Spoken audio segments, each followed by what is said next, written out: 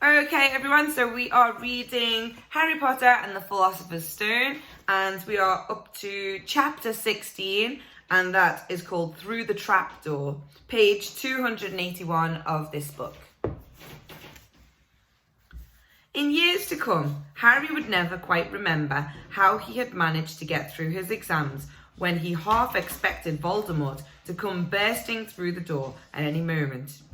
Yet, the days crept by, and there could not be doubt that Fluffy was still alive and well behind the locked door. It was swelteringly hot, especially in the large classroom where they did their written papers. They had been given special new quills for the exams, which had been bewitched with an anti-cheating spell. They had practical exams as well. Professor Flitwick called them one by one into his class to see if they could make a pineapple tap dance across the desk. Professor McGonagall watched them turn a mouse into a snuff box. Points were given for how pretty the snuff box was, but taken away if it had whiskers. Snape made them all nervous, breathing down their necks while they tried to remember how to make a forgetfulness potion. Harry did the best he could, trying to ignore the stabbing pains in his forehead, which had been bothering him ever since his trip to the forest. Neville thought Harry had a bad case of exam nerves, because Harry couldn't sleep, but the truth was that Harry kept being woken up by his old nightmare, except that it was worse than ever before, because there was a hooded figure dripping blood in it. Maybe it was because they hadn't seen what Harry had seen in the forest, or because they didn't have scars burning on their foreheads. But Ron and Hermione didn't seem as worried about the stone as Harry.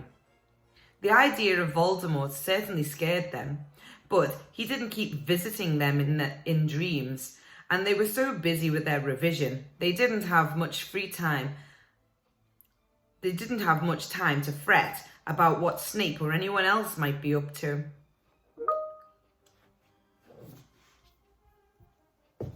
Their very last exam was History of Magic.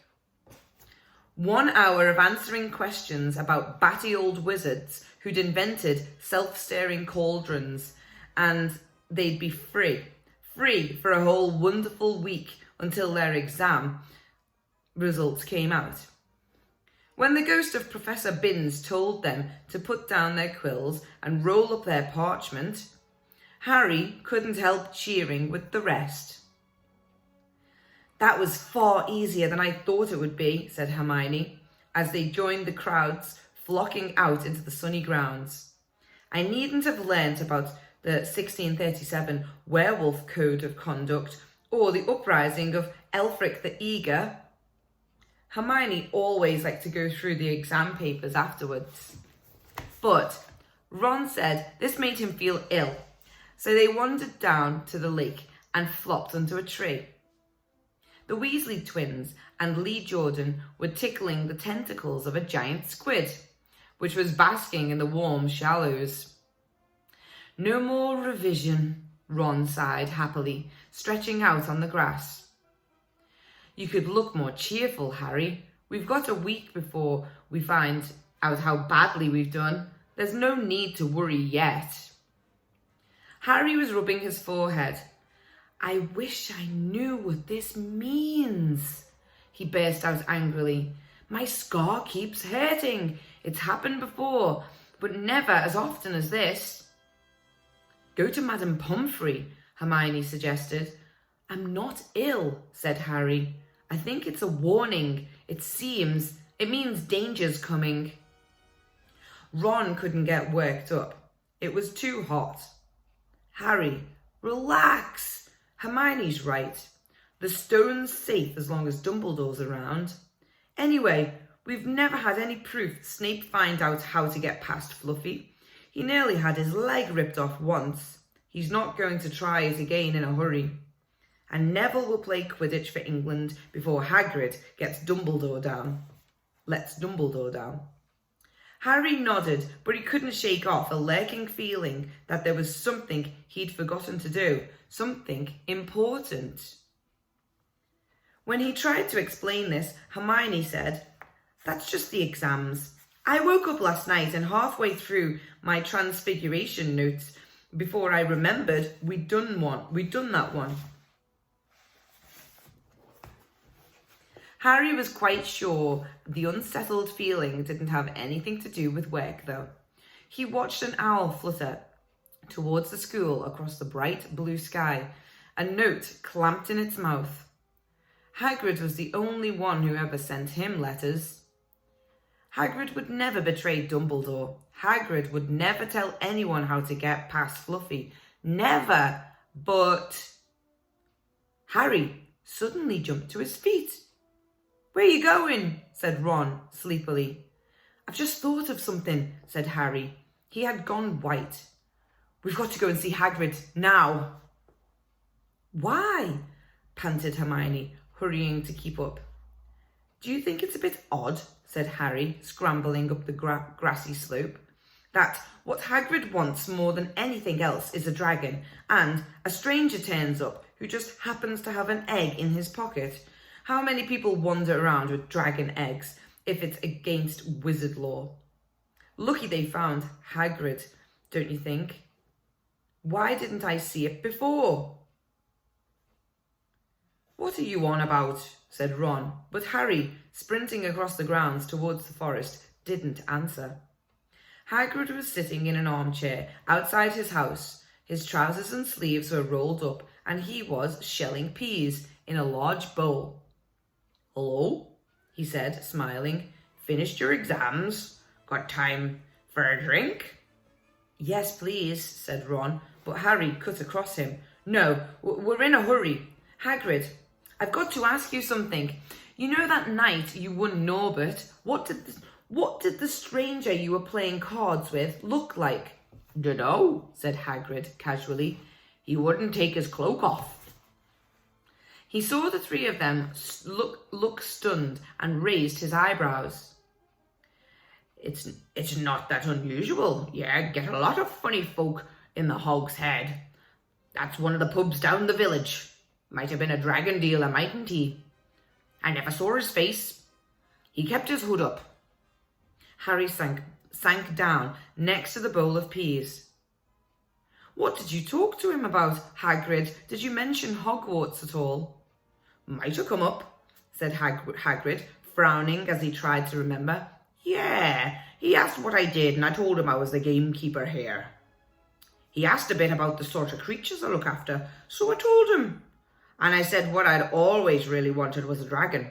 And then, I can't remember too well, because he kept buying me drinks. Let's see, yeah. Then he said he had the dragon egg, and we could play cards for it if I wanted.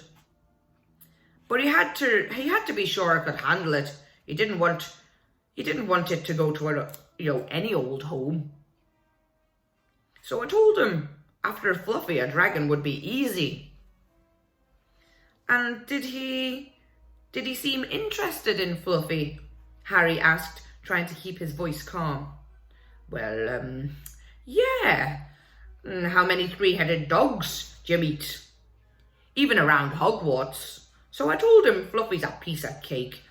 If you know how to calm him down, just play him a bit of music and he'll go straight off to sleep." Hagrid suddenly looked horrified. "I shouldn't have told you that," he blurted out. "Forget I said it. Hey, where are you going?" Harry, Ron and Hermione didn't speak to each other at all until they came to a halt in the entrance hall, which seemed very cold and gloomy after the grounds. "We've got to go to Dumbledore," said Harry. "Hagrid told the stranger how to get past Fluffy, and it was either Snape or Voldemort under that cloak. It must have been easy, once he'd got Hagrid drunk. I just hope Dumbledore believes us. Firenze might back us up if Bane doesn't stop him. Where's Dumbledore's office?" They looked around as if hoping to see a sign pointing them in the right direction.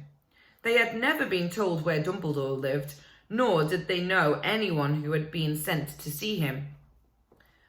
"We'll just have to," Harry began, but a voice suddenly rang across the hall. "What are you three doing inside?"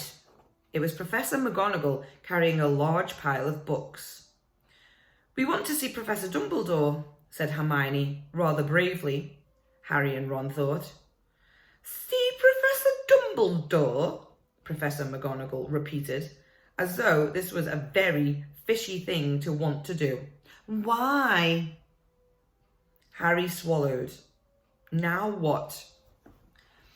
"It's sort of secret," he said, but he wished at once he hadn't, because Professor McGonagall's nostrils flared. "Professor Dumbledore left 10 minutes ago," she said coldly. "He received an urgent owl from the Ministry of Magic and flew off for London at once."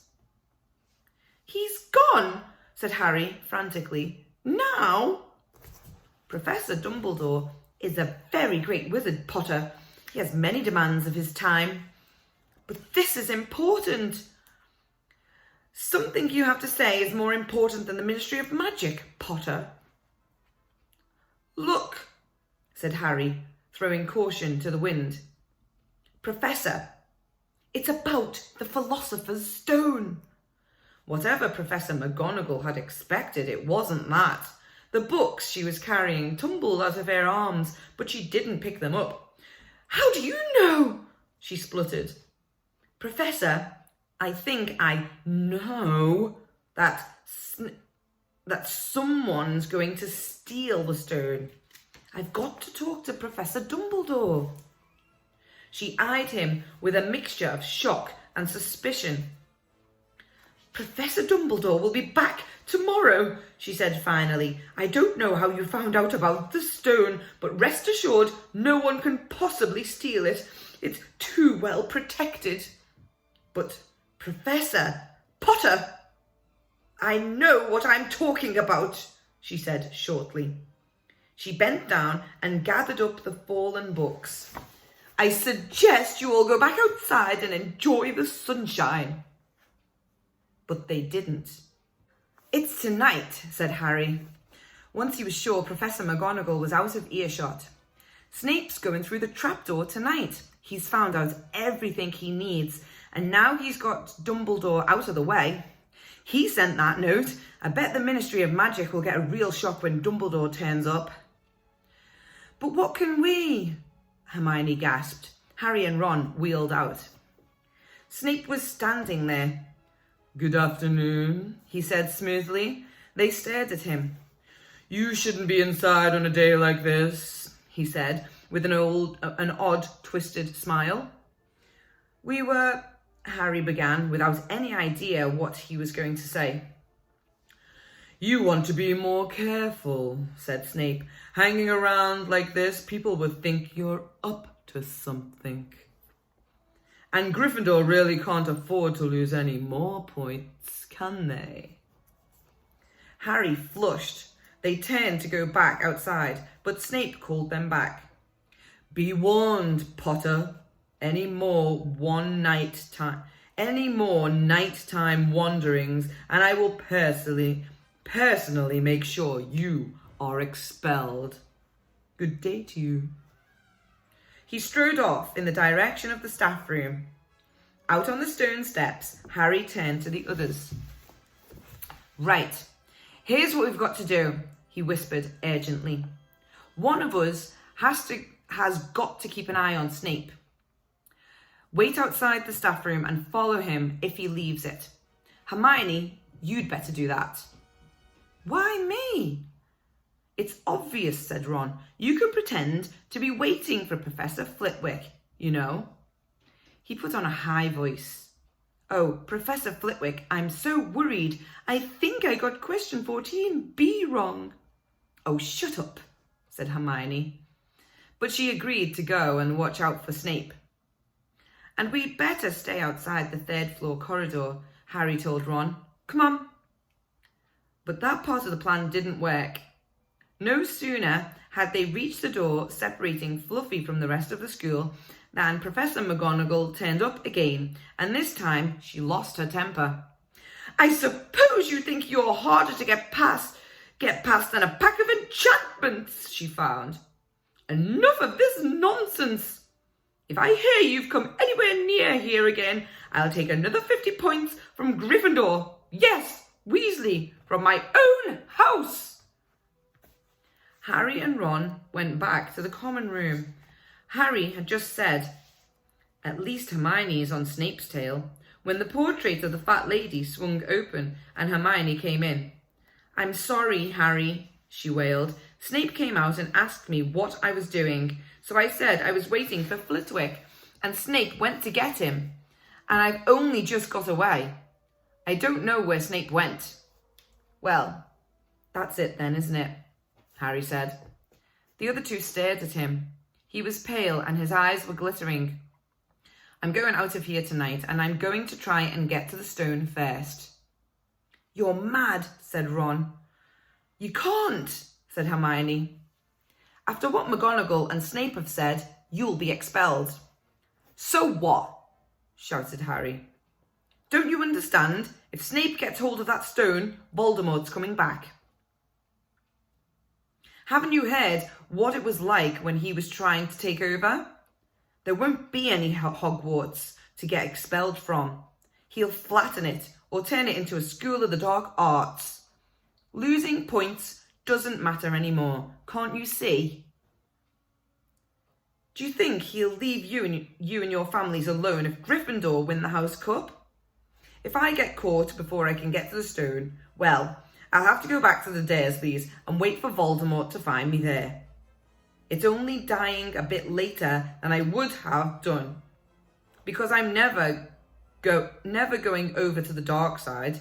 I'm going through that trapdoor tonight, and nothing you two say is going to stop me. Voldemort killed my parents, remember?" He glared at them. "You're right, Harry," said Hermione in a small voice. "I'll use the invisibility cloak," said Harry. "It's just lucky I got it back." "But will it cover all three of us?" said Ron. All three of us." "Oh, come off it. You don't think we'd let you go alone?" "Of course not," said Hermione briskly. "How do you think you'd get to the stone without us? I'd better go and look through my books. There might be something useful." "But if we get caught, you two will get expelled too." "Not if I can help it," said Hermione grimly. "Flitwick told me in secret that I got 112% on his exam. They're not throwing me out after that." After dinner, the three of them sat nervously apart in the common room. Nobody bothered them. None of the Gryffindors had anything to say to Harry anymore, after all. This was the first night he hadn't been upset by it. Hermione was skimming through all her notes, hoping to come across one of the enchantments they were about to try and break. Harry and Ron didn't talk much. Both of them were thinking about what they were about to do. Slowly, the room emptied as people drifted off to bed.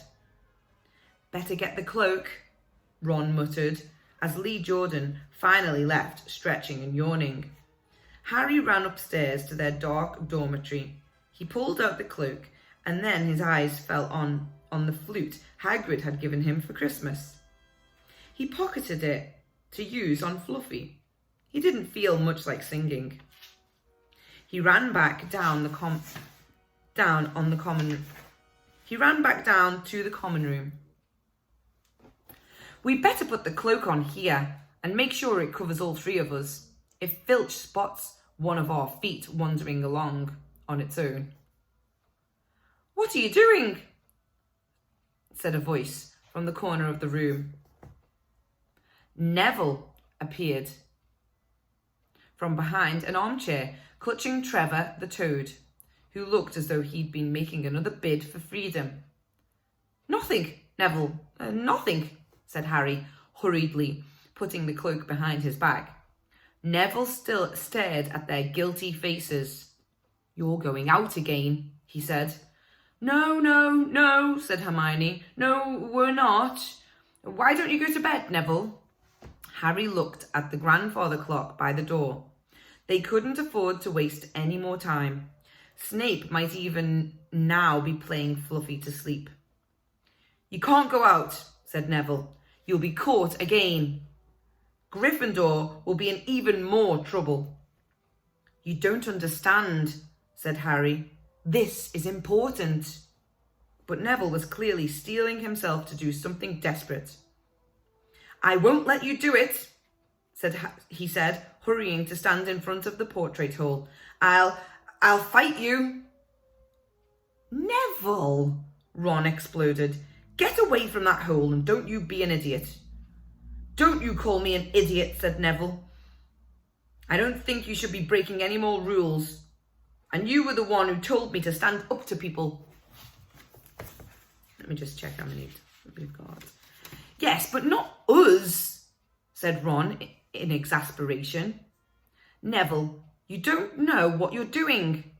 He took a step forward and Neville dropped Trevor, the toad, who leapt out of sight. "Go on then, try and hit me," said Neville, raising his fists. "I'm ready." Harry turned to Hermione. "Do something," he said desperately. Hermione stepped forward. "Neville," she said, "I'm really, really sorry about this." She raised her wand. "Petrificus totalus," she cried, pointing it at Neville. Neville's arms snapped by his sides, his legs sprang together, his whole body was rigid. He swayed where he stood and then fell flat on his face, stiff as a board. Hermione ran to turn him over. Neville's jaws were jammed together, so he couldn't speak. Only his eyes were moving, looking at them in horror. "What have you done to him?" Harry whispered. "It's the full body bind," said Hermione miserably. "Oh, Neville, I am so sorry." "We had to, Neville. No time to explain," said Harry. "You'll understand later, Neville," said Ron as they stepped over him and pulled on the invisibility cloak. But leaving Neville lying motionless on the floor didn't feel like a very good omen. In their nervous state, every statue's shadow looked like Filch. Every distant breath of wind sounded like Peeves swooping down on them. Let me just see how many pages we've got left. 1, 2.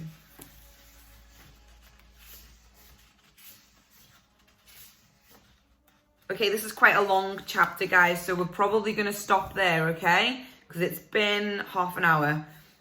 So we're on page 294, and that's where we're going to stop. So